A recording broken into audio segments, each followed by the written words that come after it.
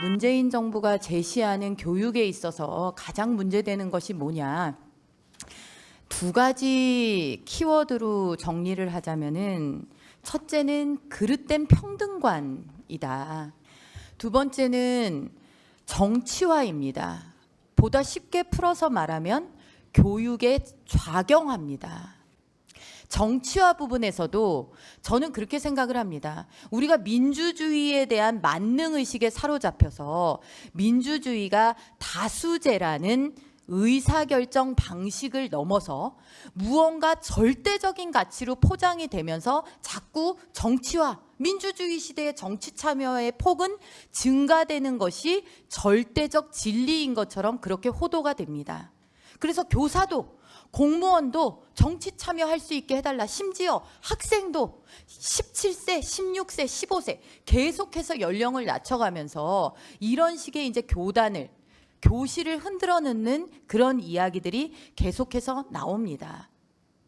정치화라는 것을 이렇게 주장하려면 저는 반대로 한번 물어야 된다라고 생각합니다. 우리가 왜 교사의 정년을 보장하면서 아까 학생들의 학력 수준은 OECD를 놓고 비교를 해봐도 상위권에 우리가 국영수 다 포진을 하는데 교사들의 수준이 왜 중위권 수준을 밑돌고 있는가? 왜 그런지 우리가 다 알고 있습니다. 한 번 교사가 되면은 무풍지대로 그냥 갈 수 있는 그냥 철밥통, 무사한 일에 지대여도 되는 그런 환경이 만들어 놓은 산물입니다. 그런 공교육이 존재하니까 사교육 시장이 점점 커지는 거죠. 공교육을 따라가기 위해서, 학교 교육을 따라가기 위해서 보충 수업적 개념으로 사교육하는 학생들이 요즘 어디 있습니까? 학교 교육은 그냥 평균치밖에는 안 가르치는데 대학 교육, 대학에서 학생 선발하는 방식은 그보다 월등한 수준을 요구하니까 자꾸 사교육이 범람을 하지 않습니까?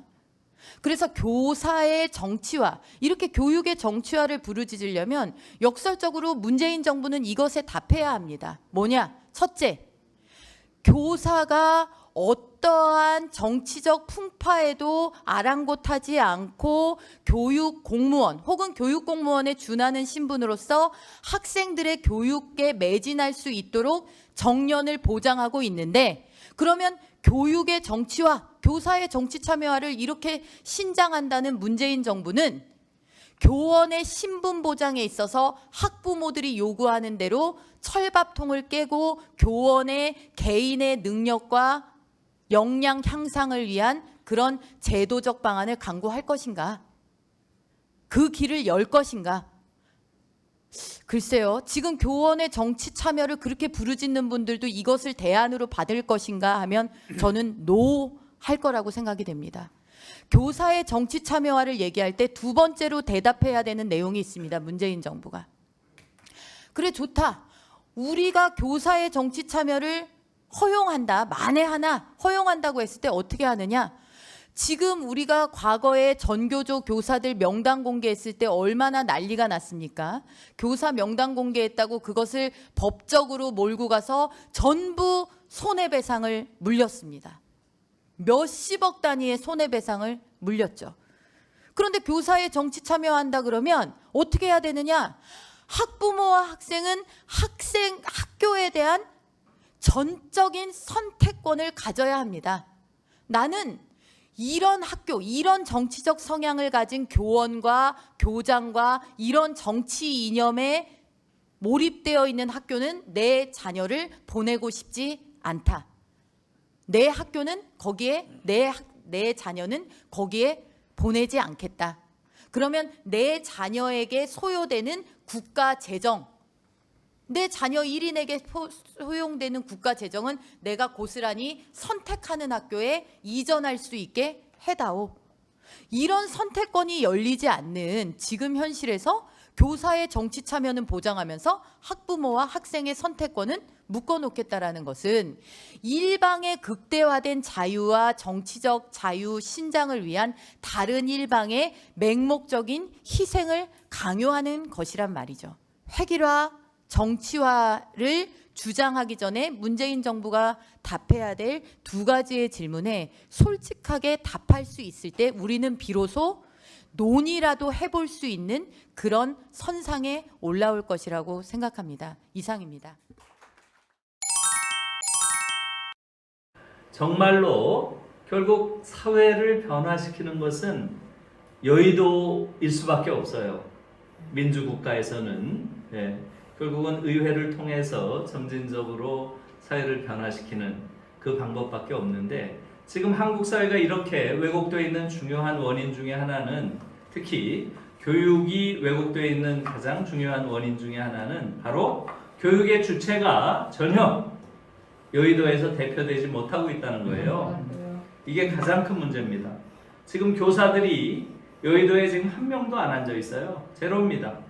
과거에 교사였던 강민정 선생이 지금 한 분 앉아 있는데, 교사들은 지금 앉아 있을 수가 없어요. 법적으로 교사가 정치를 할 수 없게 돼 있기 때문에 그렇습니다.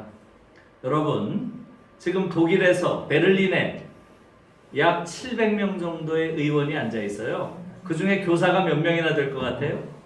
교사가 81명입니다. 지금 연방의회에 교사가 81명이 앉아 있습니다. 독일에서. 약 13%가 교사입니다. 지금 핀란드의 경우는 약 20%가 교사입니다. 헬싱키의 의회.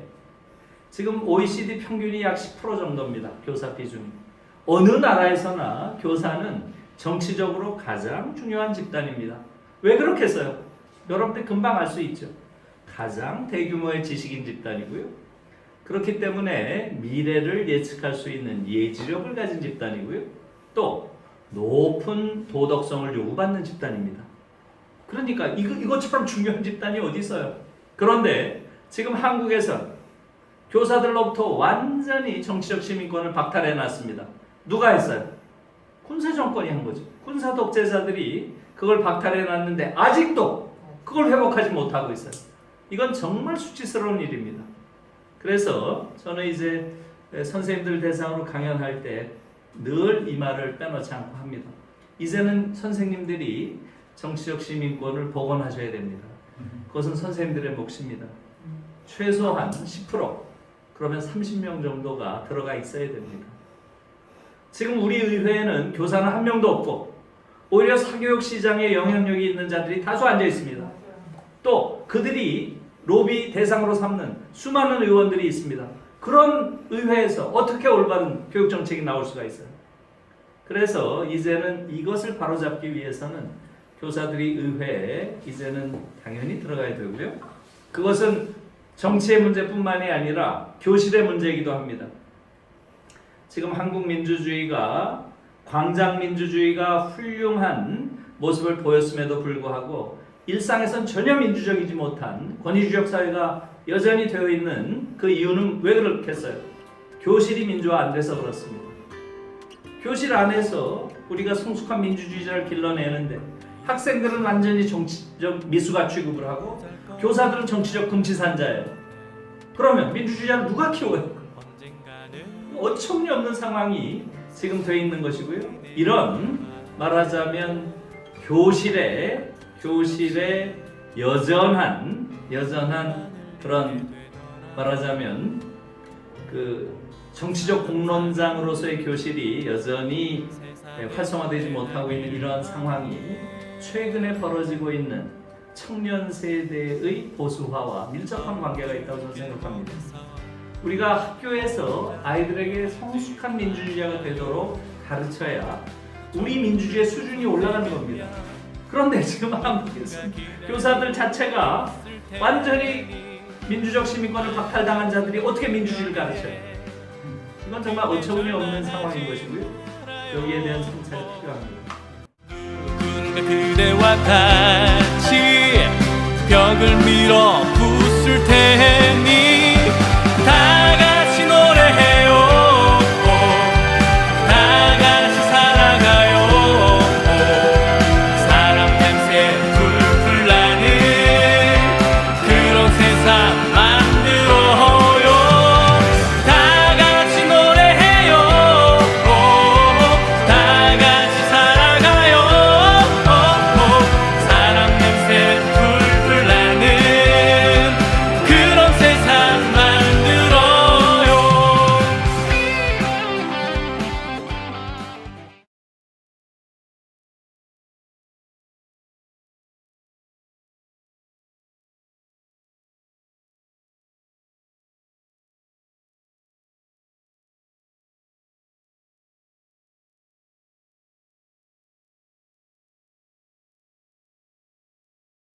아이폰이라고 돼 있네요. 발신자. 한국 사람들이 정치에 관심이 없는데 어떻게 바꿀 수 있을까요? 대학 무상